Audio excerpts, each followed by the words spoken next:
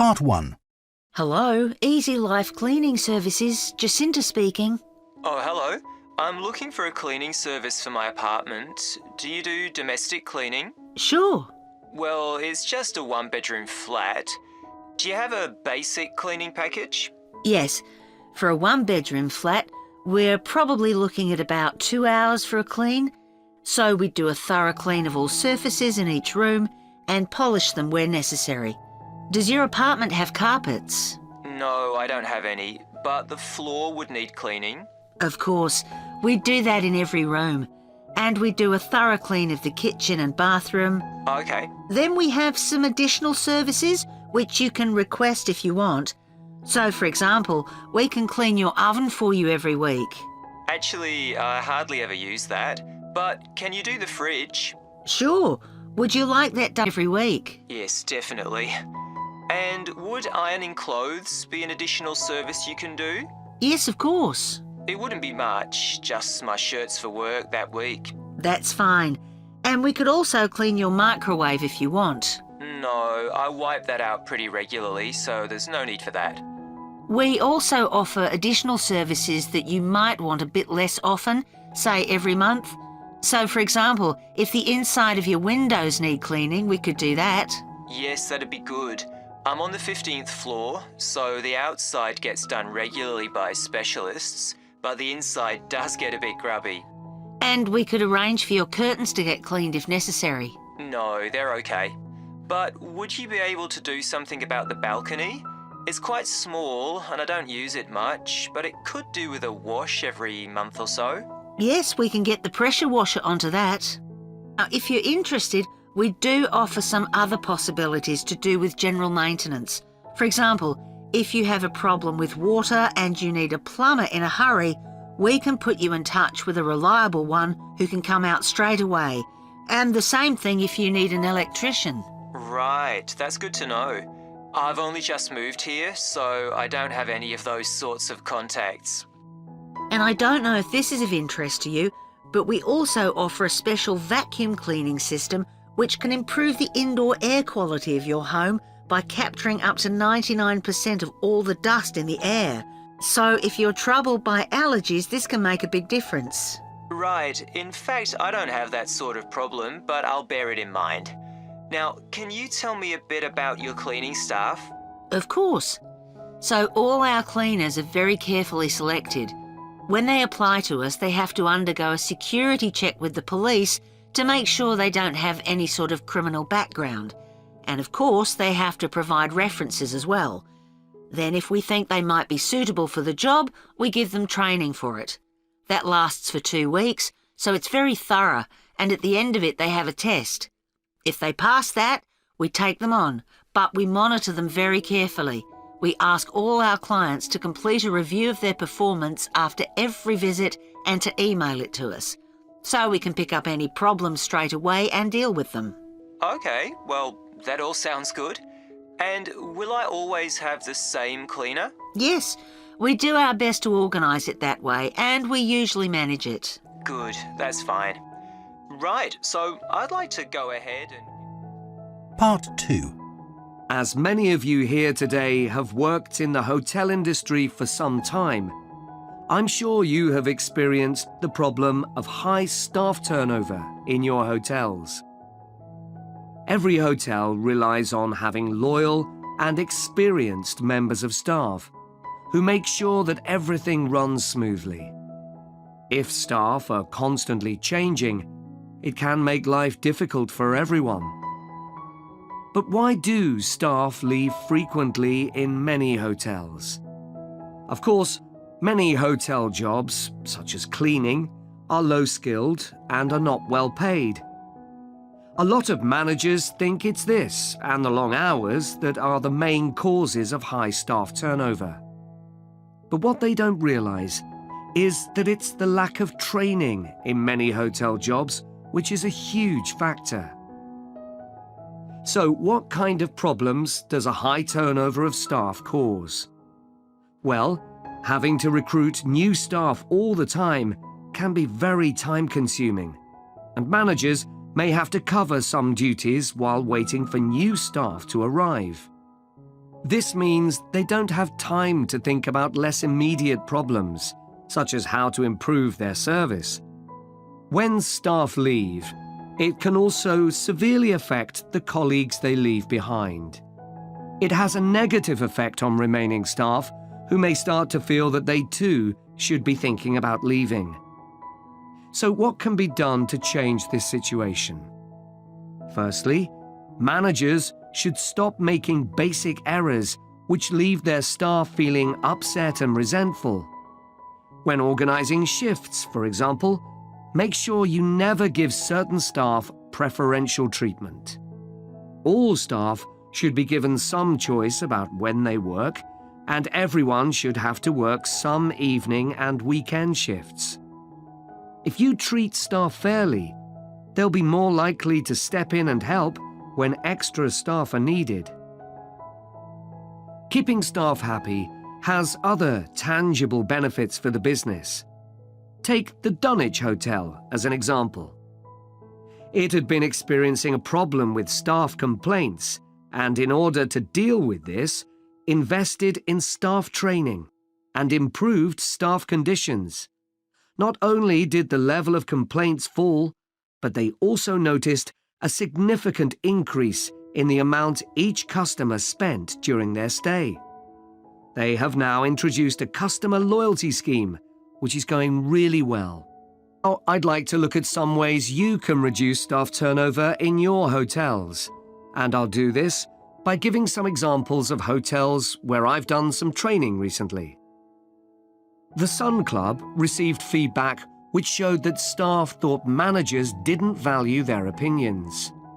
They weren't made to feel they were partners who were contributing to the success of the business as a whole. This situation has changed. Junior staff at all levels are regularly invited to meetings where their ideas are welcomed. A year ago, the Portland recognized the need to invest in staff retention. Their first step was to introduce a scheme for recognizing talent amongst their employees. The hope is that organizing training for individuals with management potential will encourage them to stay with the business.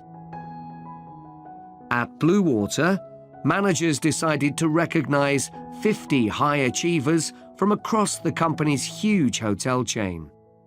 As a reward, they're sent on an all-expenses-paid trip abroad every year. Fun is an important element in the trips, but there's also the opportunity to learn something useful. This year's trip included a visit to a brewery, where staff learned about the new beer that would be served in the hotel. Pentlow Hotels identified that retention of junior reception staff was an issue. In order to encourage them to see that working in a hotel could be worthwhile and rewarding with good prospects, they introduced a management program. These staff were given additional responsibilities and the chance to work in various roles in the hotel. Green Planet wanted to be seen as a caring employer. To make life easier for staff, many of whom had childcare responsibilities, the hotel began issuing vouchers to help cover the cost of childcare. Louise Marsh at the Amesbury has one of the best staff retention rates in the business. Since she joined the company, she's made a huge effort to achieve this by creating a cooperative and supportive environment. For her, the staff are part of a large family where everyone is valued. Okay, now I'd like to move... Part 3. Hi, Thomas. How are you enjoying the course so far? Yeah, I think it's good. Remind me, why did you decide to study sports science? Didn't you want to be a professional athlete when you were at school? Yeah, that was my goal, and all my classmates assumed I would achieve it. They thought I was brilliant. That must have been a nice feeling. I thought I could win anything. There was no one who could run faster than me. Exactly. So what happened? Did your mum and dad want you to be more academic? Not at all. Perhaps they should have pushed me harder, though. What do you mean? I think I should have practiced more. What makes you say that? Well, I went out to Kenya for a couple of weeks to train. Really? Oh, I didn't know that. I was chosen to go there out of loads of kids and run with some of the top teenage athletes in the world. And I was so calm about it. I just kept thinking how fortunate I was. What a great chance this was.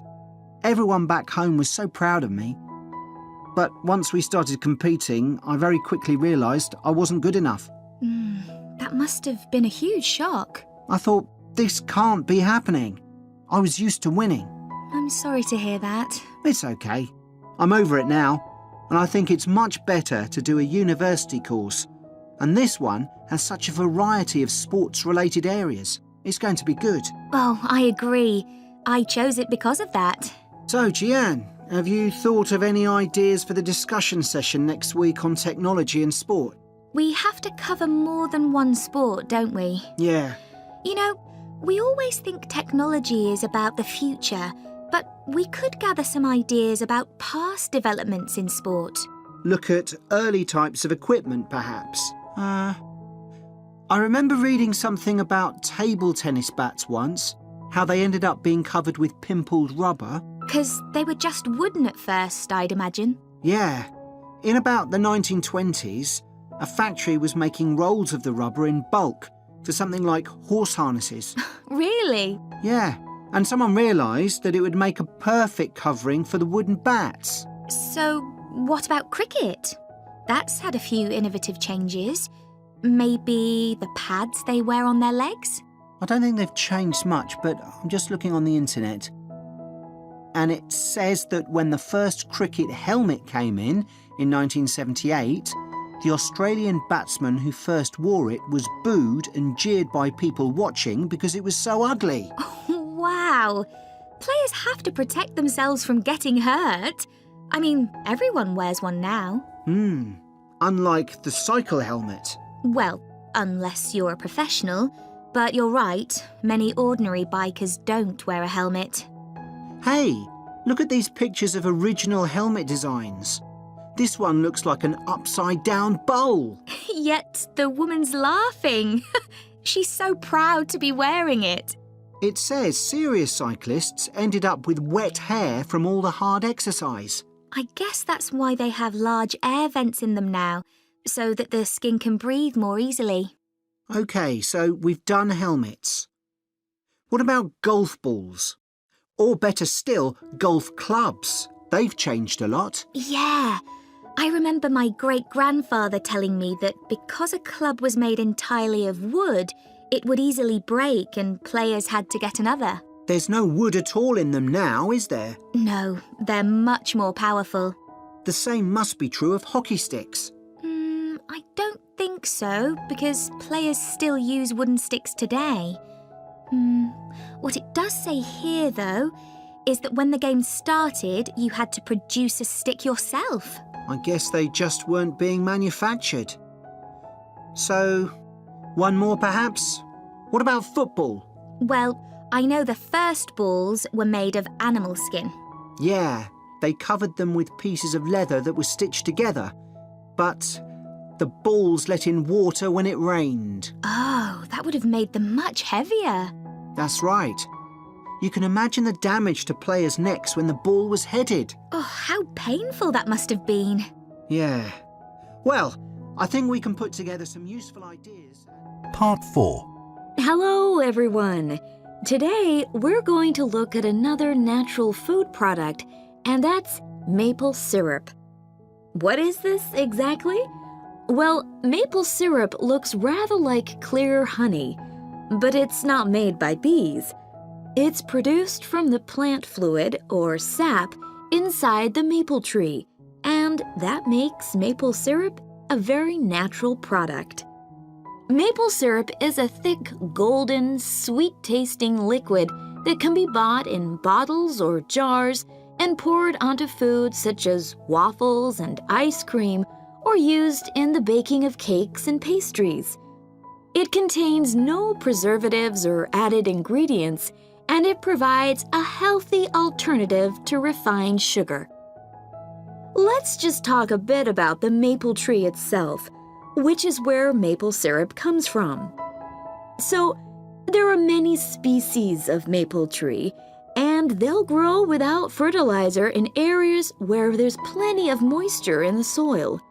However, they'll only do this if another important criterion is fulfilled, which is that they must have full or partial sun exposure during the day and very cool nights. And I'll talk more about that in a minute. There are only certain parts of the world that provide all these conditions. One is Canada, and by that I mean all parts of Canada. And the other is the northeastern states of North America. In these areas, the climate suits the trees perfectly.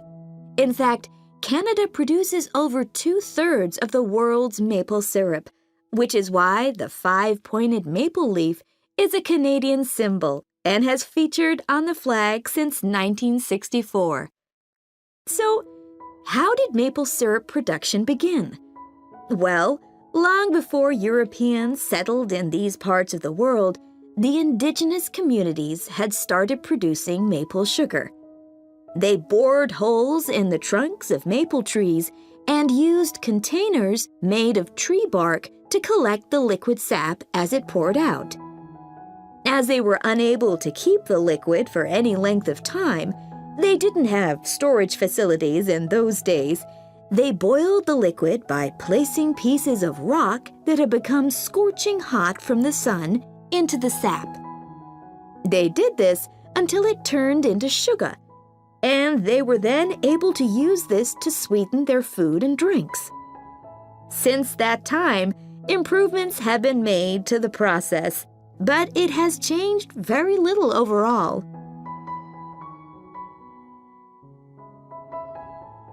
So, let's look at the production of maple syrup today.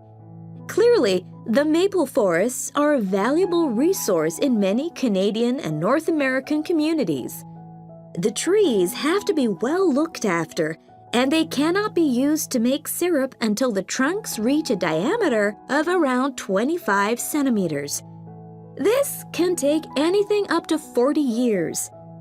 As I've already mentioned, maple trees need the right conditions to grow and also to produce sap. Why is this? Well, what happens is that during a cold night, the tree absorbs water from the soil, and that rises through the tree's vascular system. But then, in the warmer daytime, the change in temperature causes the water to be pushed back down to the bottom of the tree. This continual movement, up and down, leads to the formation of the sap needed for maple syrup production. When the tree is ready, it can be tapped, and this involves drilling a small hole into the trunk and inserting a tube into it that ends in a bucket. The trees can often take several taps, though the workers take care not to cause any damage to the healthy growth of the tree itself.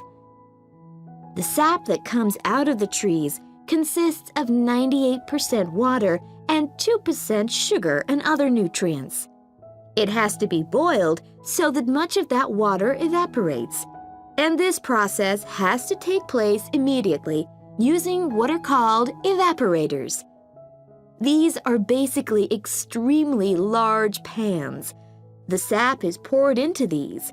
A fire is built, and the pans are then heated until the sap boils. As it does this, the water evaporates and the syrup begins to form. The evaporation process creates large quantities of steam, and the sap becomes thicker and denser, and at just the right moment, when the sap is thick enough to be called maple syrup, the worker removes it from the heat. After this process, something called sugar sand has to be filtered out, as this builds up during the boiling and gives the syrup a cloudy appearance and a slightly gritty taste.